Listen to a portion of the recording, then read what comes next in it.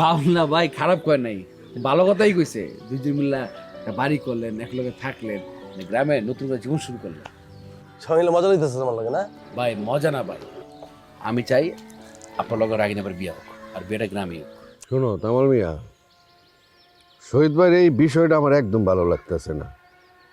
হ্যাঁ মানে নিজে কইলো চাকরি ছাড়িয়ে জানো আমি তার ব্যবসাতে জয়েন করি, এখন তার কোনো খবরই নাই, কই যে গেছে হাওয়া। এটা কিন্তু ঠিক হলো না, কোনো নিশ্চয়ই কোনো সমস্যা আছে। কোনো সমস্যা নেই অরুণ ভাই। আচ্ছা ওই কালকে রাইতে দূরে পর ঝগড়া করে গেছে কেন? হ্যাঁ হয়তো গেছে গা, এটা সবাই জানে। হ্যাঁ সবাই জানে, কিন্তু আমার মনে হয় শহীদ ভাইও দূরে বেলা দেখা করতে থাইল্যান্ড গেছে। বুঝছো এইভাবে নাকি? আরে এইভাবে রে ভাই, উনি দূরে পর রাগ ভাঙানোর লেগা থাইল্যান্ড গেছে। উনি যে কোন লেভেলের প্রেমিক এটা আপনি চিন্তা করতে পারবেন না। তুই এনে হ্যাঁ ভাই বলেন। হ্যাঁ আপনার তো মার্শাল আজকে ফ্রেশ লাগতেছে। হ খুব ফ্রেশ আছে রে। রাতে স্বপ্ন দেখলাম না, এত সুন্দর স্বপ্ন। বিয়া সব বিয়া করতেছেন? এই মানে কারে কি কইতে রে ভুলে যাস, আমি তো বড় ভাই, লজ্জা শরম একটু রাখ। আর বিয়া স্বপ্ন দেয় সবাই, অন্য কোনো স্বপ্ন দেখতে পারে না। আমি দেখছি এই গ্রামে আমি একটা সুন্দর দোতলা বাড়ি বানিয়েছি, উপরে টিন শেড, বৃষ্টির ফোঁটা পড়তেছে আর আমি বৃষ্টির শব্দ শুনতেছি। আরে শান্তি রে। বাহ দারুণ তো, রাগিনী এখানে বাড়ি বানাইতেছে আর আপনিও স্বপ্ন দেখলেন, বাহ দারুণ তো। শোন তমাল, আমি ডিসিশন নিছি যে আমি এই গ্রামে একটা জমি কিনবো।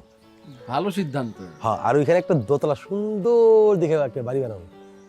হ্যাঁ আমরা মাঝে মধ্যে আইলাম। হ্যাঁ, তোরা মাঝে মাঝে আবি, কিন্তু আমি থেকে যাবো একবারে। আবার শুরু হয়েছে পাগলামি না? আচ্ছা এটা পরে দেওয়া যাবো। আর পরে না। আচ্ছা মইন ভাই তো নাই না? হারুন ভাই কি একটু খবর লাগান তো, তুই জমি আসবো কিনা। খবর লাগাইতেছি, কিন্তু দুইজনে মিলে একটা বাড়ি বানালি তো হয়। কোন দুজন? উনি আর রাগিনী দুইজনেরই তো গ্রামে বাড়ি করার ইচ্ছা, তো দুইটা বাড়ি বানায় কি হইব? একটা বাড়ি বানায় দুজনে একসাথেই থাকবো। আপনি কিন্তু ফাউল হয়ে যাচ্ছেন পুরোপুরি। পাওনা ভাই খারাপ কয় নাই, ভালো কথাই কইছে। দুইজন মিল্লা একটা বাড়ি করলেন, একলগে থাকলেন, গ্রামে নতুন করে জীবন শুরু করলেন। সবাই মিলে মজা লইতেছে আমার লাগে না? ভাই মজা না ভাই, আমি চাই আপনার লগে রাগিন আবার বিয়া হোক, আর বিয়েটা গ্রামে হোক। দূর পাগল। এনে পাগলামের কি হলো? আরে বাবারে, আমি তো আগে বিয়ে করতে চাই এক যুগ ধরে। তো রাজি দিল তো, ও তো রাজি হইতেছে না। আচ্ছা ওই তো আমার ঠিক আছে, কোনোদিনও না, তোরে এই দায়িত্ব আমি কোনোদিন দিব না। কি লিখা ভাইজান? কারণ রাগিনী আমি ভালোবাসি। অপমান হইলে আমি হমু। আমার বিষয় নিয়ে তুই কোনো কথা কবি না, তুই কোনো অপমান হবি না। তুই আমার ছোট ভাই, তোর আমি অপমান দিতে পারবো না। ভাই এটা না, কোনো কথা নেই আর।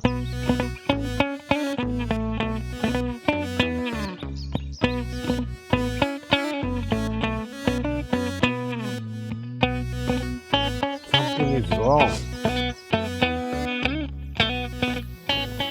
তার মানে আপনি গো ভাবি, তুমি করে বলেন না আমাকে, কিসের আপনি আপনি?